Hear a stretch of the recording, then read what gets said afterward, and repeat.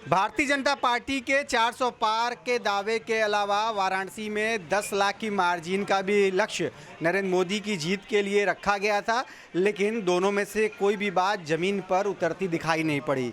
आखिर ऐसा क्यों हुआ, क्या हुआ? और बनारस में भी बहुत कम मार्जिन से नरेंद्र मोदी को विजयश्री की प्राप्ति हुई। मात्र 1,52,513 मतों की मार्जिन से नरेंद्र मोदी जीते।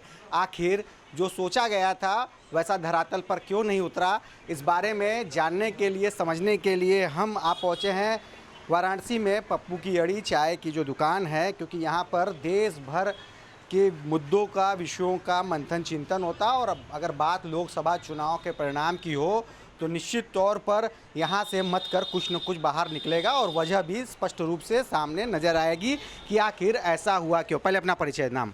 अरविंद योगी। अरविंद जी, न 400 पार हो सका, 250 का भी आंकड़ा भारतीय जनता पार्टी नहीं छू पाई।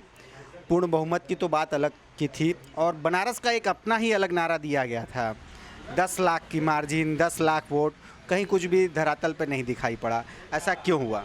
देखिए, आप बिल्कुल जलाने वाला, हृदय जलाने वाला प्रश्न कर रहे हैं। हम लोग ऑलरेडी बहुत पहले से मर्माहत हैं और बहुत सारे हमारे 80 के अड़ी पे मोदी का परिवार है, बहुत सारे व्यंग आ रहे हैं। अभी एक व्यंग आया है, मैं आपको सुना देता हूँ। एक्सप्रेसवे स्वाहा, राम मंदिर स्वाहा, धारा 370 स्वाहा, 4 करोड़ घर स्वाहा, 4 करोड़ का राशन स्वाहा, 80 करोड़ का राशन स्वाहा, देश का मान स्वाहा, बिजली पानी स्वाहा, सेना की मजबूती स्वाहा, तीर्थों का विकास स्वाहा, दंगा मुक्त देश स्वाहा, आतंक मुक्त देश स्वाहा, बम ब्लास्ट स्वाहा, अर्थव्यवस्था स्वाहा। मोदी जी, हमें इन सबसे कुछ फर्क नहीं पड़ता है। हमें तो सिर्फ हमारी जाति के उम्मीदवार होने चाहिए और कुछ मुफ्त रेवड़ी। ऐसे ऐसे व्यंग आ रहे हैं। आप कल्पना कर सकते हैं कि हम लोग कितने दुखी हैं। लेकिन वजह क्या थी? आखिर ये जो टारगेट लेके चला गया था वो क्यों नहीं आखिर सच हुआ? ये वजह तो ये व्यंग बोलने वाला ही सारा बता दिया। मैं क्या बताऊं? ये सब चीज़ें हम लोगों के दिमाग में नहीं थी। हम लोग फक्र महसूस कर रहे थे कि हमारे यशस्वी प्रधानमंत्री हैं, उनके नाम पे सभी जीतते हैं, तो जीती जाएंगे इस बार। नरेंद्र मोदी जी का जो चमत्कार है वो भी काम नहीं आया क्या? जैसा ये कह रहे हैं कि हमेशा जीतते थे, चले आ रहे थे उन्हीं के भरोसे, इस बार क्या आखिर ऐसा हो गया कि वो चमत्कार नहीं हो पाया?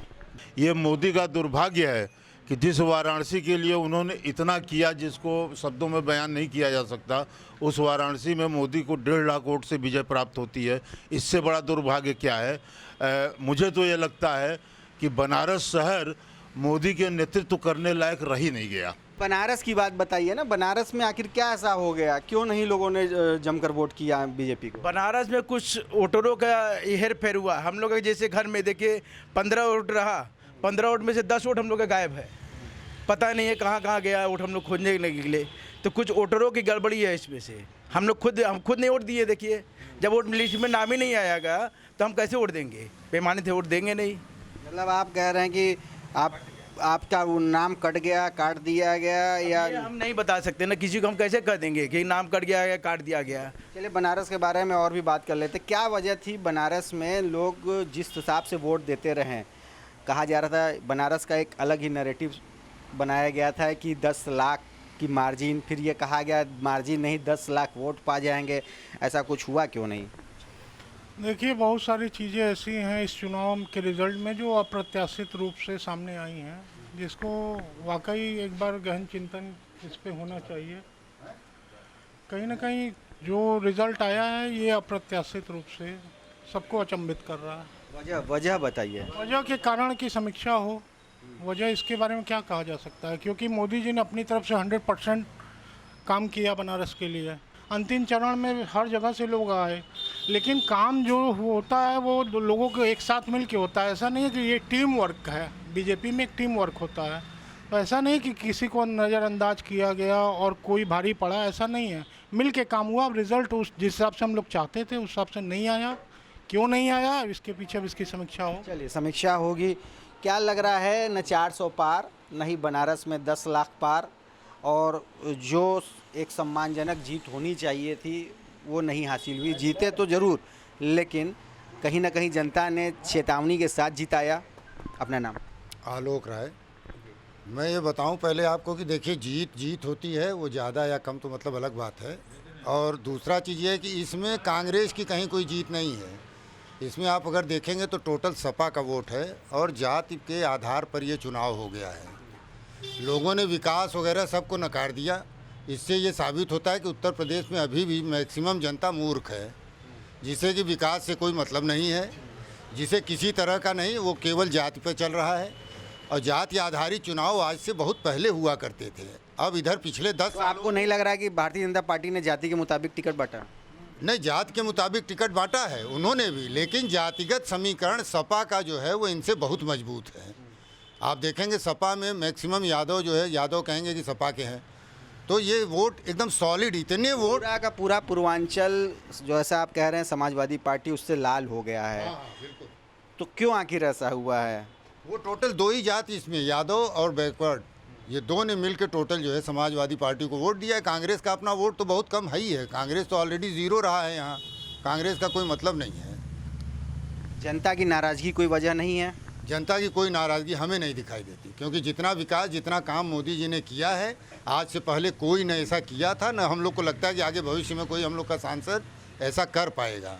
ये नहीं लगता है कि जो ओवर कॉन्फिडेंस था वो इनको इस स्थिति में लाके खड़ा कर दिया? नहीं ये लगता? पहले अपना नाम? देखिए, मैं महन प्रसन्ना।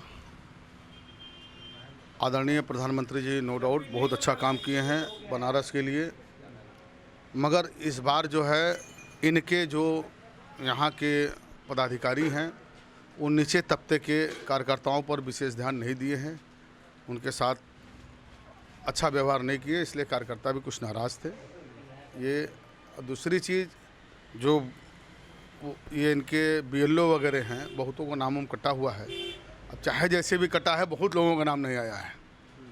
जैसे मेरा नाम आया तो मेरे पत्नी का नाम नहीं आया, मेरे घर में भी नहीं आया, ऐसा ही बहुत सब हुआ है। और प्रधानमंत्री जी का 1-1.5 लाख वोट से जीतना कोई बड़ी बात नहीं है। इनको तो रेशियो 5 लाख के पार का था, 400 के पार का नारा था, ये सब खत्म, धराशायी हो गया। इन सब चीज़ों को देखते हुए परिवर्तन आया। और जहाँ तक बोल रहे हैं कि सब लोग खुश हैं, इसके ऊपर मामला यही है कि खुश तो कोई नहीं है। पक्ष इसलिए दुखी हो गया कि उसका सीट कम हो गया, विपक्ष इसलिए दुखी हो गया कि वहाँ तक पहुँच नहीं पा रहा है कि सरकार बना पाए। लेकिन खुशी सिर्फ इस बात की है कि इस बार सामने पक्ष जो भी बनेगा उसके सामने एक विपक्ष मजबूत खड़ा रहेगा, यानी माँ बाप का संतुलित मामला रहेगा, तो देश थोड़ा अच्छा सुधरेगा। तो ये थे पप्पू चाय की अड़ी से वो लोग जिन्होंने साफ तौर पर न केवल बनारस बल्कि पूर्वांचल, उत्तर प्रदेश सहित पूरे देश का वो खाका खींच दिया और वजह बताए कि आखिर क्यों भारतीय जनता पार्टी को जो जीत हासिल हुई उसका रेशियो कम था।